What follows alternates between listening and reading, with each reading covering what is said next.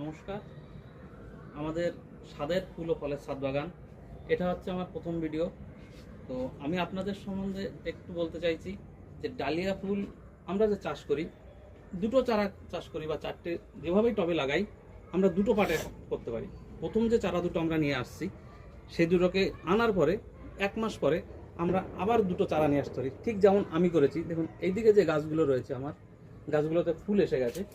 ঠিক তেমনই এইদিকে আমার আরেকটা পার্ট রয়েছে, কিছু কিছু গাছে যেগুলো এখনো ফুল আসেনি, ফুল আসছে। এই গাছগুলো আনার 1 মাস পরে আমি এই গাছগুলোকে নিয়ে আসছি। যখন এই গাছগুলো শেষের দিকে চলে আসবে, সেই টাইমে এই গাছগুলোতে ফুল আসা শুরু করবে। এতে কি হয়, আমরা শীতের দিনগুলোকে ডালিয়াকে ভালোভাবে উপভোগ করতে পারি।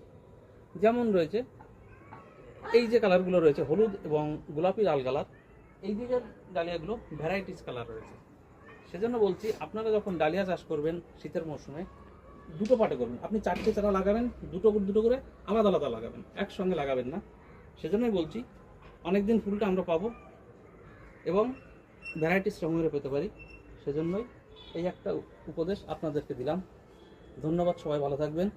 আমার চ্যানেলটাকে দেখবেন, সাবস্ক্রাইব করবেন। অনেক ধন্যবাদ সবাইকে।